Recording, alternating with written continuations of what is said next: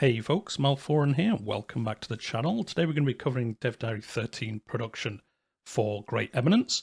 Not too big of a Dev Diary this week, and a bit of interesting news at the end of it. So yeah, we're just going to quickly run through it. There isn't a lot of detail, to be honest, compared to some of the previous ones. It's just going into a little bit more detail on how, well, obviously production works and how it interacts with buildings and elites and all that kind of good stuff. So yeah, we're just going to get into it, and yeah, we'll see what they have to say. So yeah, welcome to the 13th Dev Diary. The economy is one of Grey Eminence's strongest suits, and we've dedicated a large part of the game's performance budget to it. So obviously, how much the processing game is going to take up, a large part of that is towards production, which is kind of interesting to see versus everything else. While the majority of the system will run on its own most of the time, you can interact with the simulation as much or as little as you want, in line with our optional complexity design philosophy, which I think was in one of the first two Dev Diaries. They've said there's going to be a lot of complexity to the game, which we have seen so far.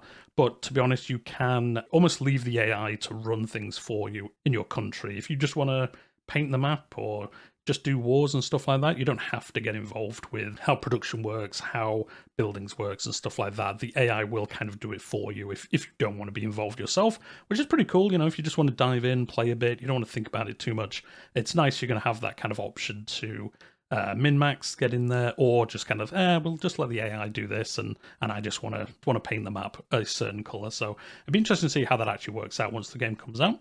Let's start with a high-level overview of production processes. The entirety of production systems happens within buildings, with each building has an owner, employs workers, produces goods, and earns a profit at the end of the day. So a lot of this looks like, now I've not played Victoria 2 and obviously I haven't played Victoria 3, but a lot of the stuff they talk about today kind of looks like how a lot of kind of production works in that game as well. So it'd be interesting to see if you have played them. Let me know in the comments down below, does it look better than that system, worse? Victoria is one of those games that I kind of want to get into playing. Too scared to play the second one, and the third one obviously not out yet, but it is one that I might pick up and play when it comes out, because, you know, a good Paradox game is always fun to play. But anyway, let's get on to buildings. So all buildings, whether they represent industry or non-commercial properties like castles, city halls, etc., come in discrete units. This is an abstract or relative concept, but we've tried to balance things in such a way that one unit is roughly equal to the amount of property needed to employ 100 people. So everything's going to kind of work in 100 people blocks. So, for example, a size 1 wheat farm, which is obviously the first one, is a farm of such a size that would employ 100 workers to be cultivated at capacity. I guess you can have it less, you know, if there's 50 people, you get 50% of the production, basically. I think that's why they employ 100 people, because doing the the math side of things, if there's 50 people, it's 50% of production. It's kind of easier to balance things, I would think, working in those blocks of 100. As a consequence of making building size a relative concept, buildings require different amounts of land to be built. We've already covered this in the land size in the geography dev diary, which they did. They kind of explained how the world is made up of large hexes, if you could say that, and then each hex is like a parcel of land, and within that is a bunch more hexes, and you basically, that's your quota of how many buildings you can have filling up those smaller hexes. So, but I think they're going to actually go in and discuss this now. So every tile has a fixed amount of physical space upon which buildings can be built. We've made 1 unit of land equal to 1 square kilometers. There we go. That's roughly how much each kind of hex on the map is. And since each tile represents roughly 510 square kilometers, that means each tile can have no more than 510 units of land available for construction. Continuing our wheat farm example, a size 1 wheat farm may occupy 1 unit of land. This includes not only the farmland itself, but also its amenities, everything that goes into the land's maintenance and the support of the people who work there, like rural dwellings and local infrastructure. A size 1 farm would take up one of those portions of land, so if that was literally the only thing in there, you'd have, I guess, 509 squares or hexes left to fill with other buildings. Obviously, a size 1 wheat farm isn't very big, but I would imagine once we get into the larger, you know, like weapons factories and stuff like that, I imagine they take up, you know, maybe 100, 200 of these blocks, and then you've obviously got to balance which ones you want in each section of your land mass. So yeah, it's kind of a different way of doing it. Usually in a lot of games I see like this, you have, you know, like 4 slots and you just fill the slots with whatever you want and then you can upgrade them. Whereas this is kind of more of like a puzzle of like trying to fit them into a certain size. Maybe one building literally takes up the entire hex, or you can fit like 3 different buildings in there if you want 3 smaller buildings. I imagine with the time difference in the game, if this runs for 600 years, at the beginning it's obviously going to be a lot of farms and maybe basic industry like mills and things like that, whereas obviously once we get to the 1900s, it is going to be those shipbuilding, weapons and stuff like that. So kind of, yeah, you see the progress as you progress through time yourself, but we'll obviously see at the time. This conveniently leads us into another important feature of buildings: locations.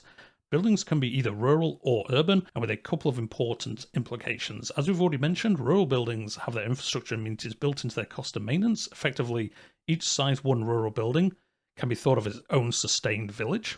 In contrast, urban buildings don't have this luxury. All urban buildings within a tile are considered part of a single city. Based on the time period and the residents' expectations, this city will require amenities like residences and sewage, which are not cheap. A city that outgrows these amenities will suffer disease outbreaks until its population is balanced out, although migration from the countryside might negate this process, placing an overall burden on the population growth. So yeah, definitely a little bit different. So you've got the rural things that kind of self-sustaining, and you just get the profits or whatever, or the food from it. And then the urban ones, yeah, you can build a lot of urban buildings, but in that case you need the population to staff them. But then if you have too much of them, obviously overcrowding, disease outbreaks, and I'm sure there's probably buildings like hospitals, I would guess, maybe, that will negate that if you do get to that point. Or maybe, if you build a city too big, you just got to live with the consequences. But again, we'll see. Many buildings have certain tile requirements in order to be constructed in a tile. For example, mines require a resource deposit, obviously, like iron or silver. These deposits can be of various sizes, which puts a limit on the size of the mine building. They're also depleted over time. Oh, interesting. So, yeah, you can build mines, but it will deplete the resource there, depending on how quick you do it. That is...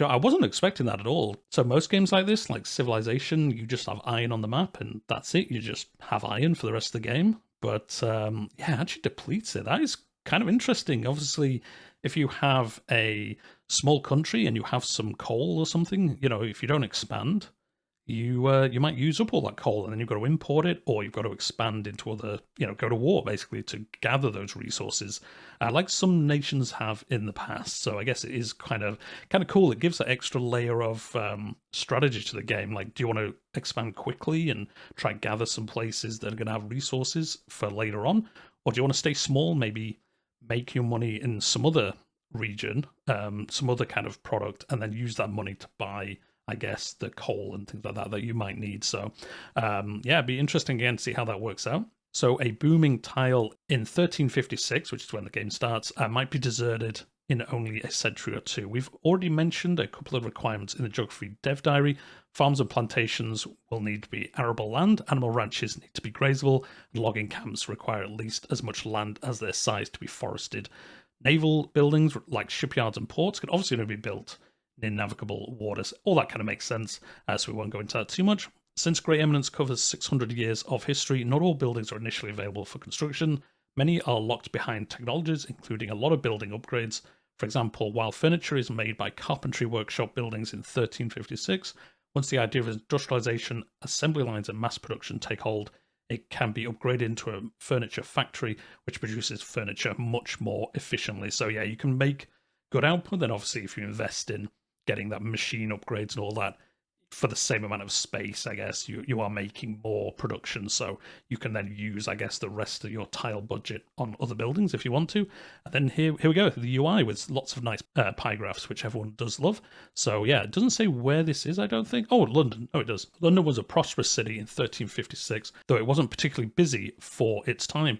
Home to a respectable shipbuilding and maritime industry, it also had a diverse, locally owned artisan sector for the manufacture of a variety of goods. Note that all numbers are subject to change. Obviously, they're still balancing a lot of things at the moment with the game, as it's still a little bit far off.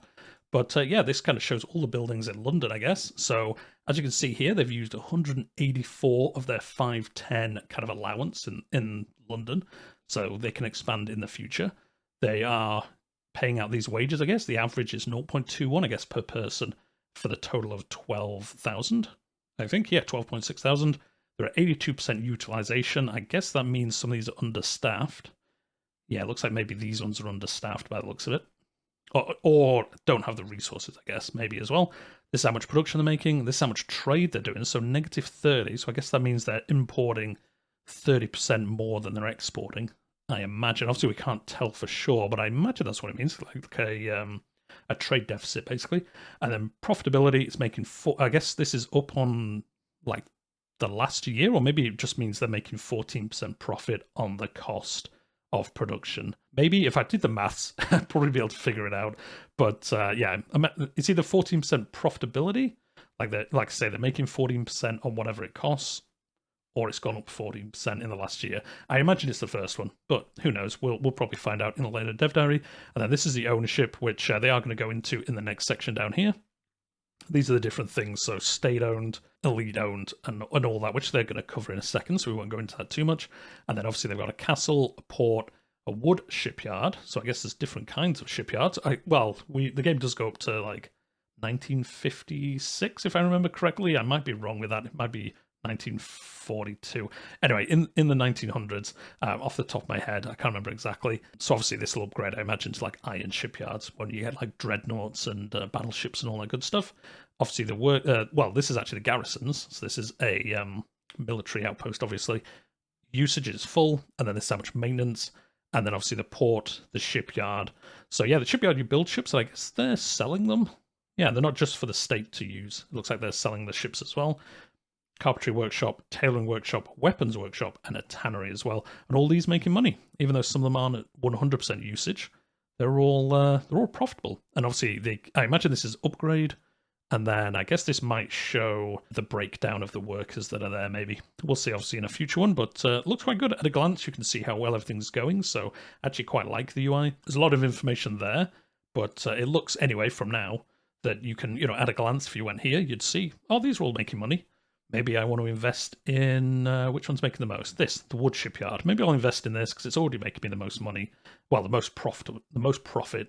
So maybe I'll invest in shipyards a little bit more because that's obviously where the money is at the moment. But then obviously, I guess thinking, well, do you want to invest a lot in wood shipyards if you're at the cusp of going over to steel. Well, steel? I don't know what ship's made out of steel, I guess. Dreadnoughts and stuff like that. Do you want to build more wood ones, or do you want to kind of wait until you get to that next tier of tech and then build other ones? So, again, we'll see, but it looks quite nice so far. Let me know what you think, though, in the comments.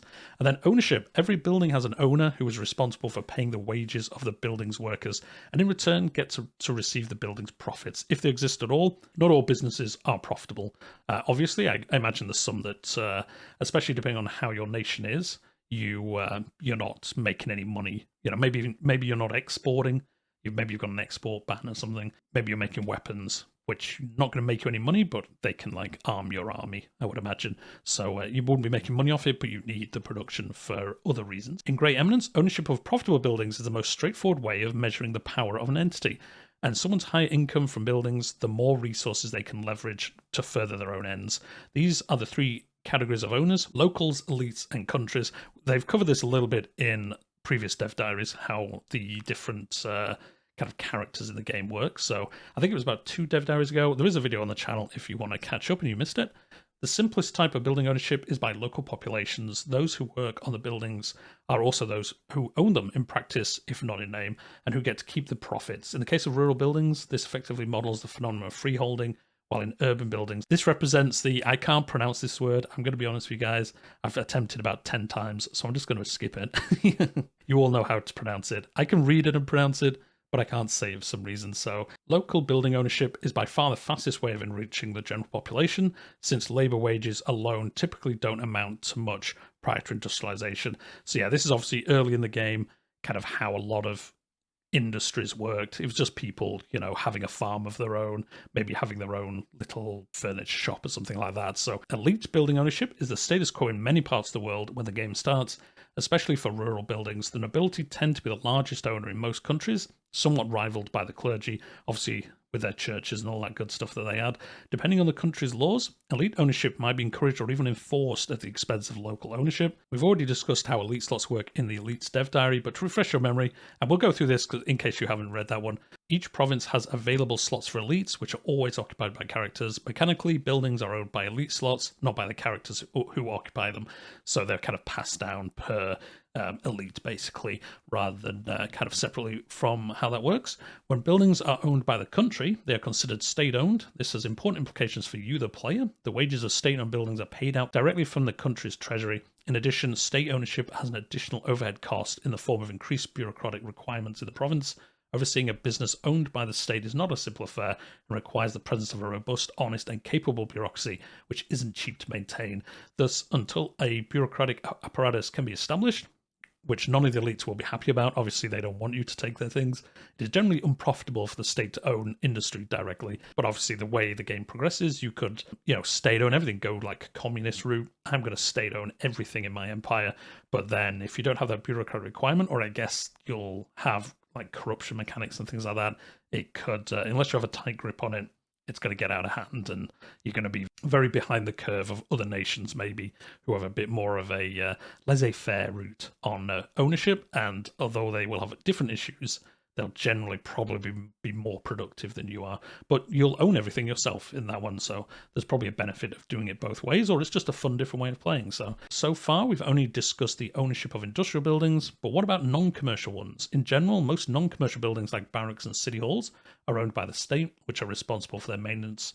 Obviously, these buildings don't produce any revenue directly, but they perform important functions that justify their existence. Basically, just, you can build, if you think about like civilization, you build a courthouse, it doesn't give you anything really, but it reduces other negative modifiers in that city. So it's the same thing here. Look, there's buildings like barracks, which are to build, obviously, your army better, or city halls, which will basically increase your bureaucratic capacity and help you with other areas of the map. So they're not exactly, you're not building something to get a production out of it directly, but it does give you buffs or negate something bad elsewhere in the game. A lot of games have this, but if you're new to grand strategy games, that's kind of like the difference really between the two. Wages and goods, this is the last section here. We'll cover the topics of employment and goods supply chains in their own dedicated dev diary. But for now, we wanted to confirm that buildings do adjust their wages based on the supply and demand of their local labour and their profitability. As for all the different types of goods and how they build into one another, we're still in the process of designing and balance the economy during the second half of the game, so it's too early to comment. So obviously they're going to do a dev diary in the future on how the supply chains are going to work, and I guess how they're doing like import, export, and all that kind of stuff. So that'd be a cool one to see. But they are currently modeling at the start of the game 50 goods. So yeah, it's quite a lot. Quite a lot of stuff. That's just at the start. Obviously, during the 600 years of the game, it's going to be a lot more goods. So yeah, you can see how this kind of system is going to be the vast majority of the processing needed for the game, especially once you get into all those trade routes and all that stuff. So yeah, it's going to be interesting to see how they balance this and how it works. And then modability, as always, we're not going to go into modability on here. If you like modding, the game is built for mods. The majority of the people who work on the game made mods for a lot of other games, so they've obviously built everything to be super moddable, and they can do all that. If you're interested, if you go to their Discord or subreddit, there's a lot of discussion about mods, so if that's your kind of thing, you know what to do. And yeah, the last bit here, they say that's it for now. They're just giving an update here, which is interesting. So they haven't actually got a publishing deal for the game yet, which I didn't realize, and they've turned down some offers by the looks of it, incompatible with their vision of Grey Eminence. I imagine they've had some people come to them and maybe they'll try to limit the scope of the game to get it out faster, or who knows the reasons why. But yeah, so they've not got funding for the rest of the game so far. So what they're going to say is they're going to keep the development of the game, but it might slow down until they get that funding, and as such, there's only going to be a dev diary every month by the looks of it. So at the moment, it's been every 2 weeks, but it's going to be one a month, which is understandable. If they're kind of scaling things back whilst they get that funding, they compromise the game, so they're going to slow down, concentrate in some areas, and then once they get funding, they're obviously going to increase the development of the game, and then hopefully get it out as soon as possible. So yeah, it looks like dev diaries are going to be once a month now, but obviously, well, we'll talk about it if that changes in the future. And obviously, if you go to the Discord or subreddit, I'm sure they'll announce once they get funding and all that stuff. And hopefully they do. Leave a comment down below. Like, the game so far looks super interesting. It looks a lot like, Paradox games. I think the modders that are now making this game obviously worked on mods for that game. So there's a lot of like Crusader Kings, EU4 mechanics, Victoria mechanics as well. But there's also a lot of separate stuff that I've not seen in other games, or you don't generally see, like the depleting resources on things that might have been in Victoria. Like I said, I've not played it, so I'm not sure. Let me know in the comments if it did happen. But so yeah, hopefully they do get funding, because I definitely want this game to come out. It looks really interesting. This is what, the 13th dev diary? So yeah, we're not even, I would imagine, that close to getting through all the dev diaries, obviously. So yeah, hopefully they do get funding and it's good news soon, because I'd hate this to kind of fall apart, because it does look interesting from what we've seen through all the dev diaries at the moment. But we're going to leave it there for today. Leave a comment down below if you want to chat about anything in this. But for now, we're going to leave it there, and I guess I'll see you back in a month for the next dev diary.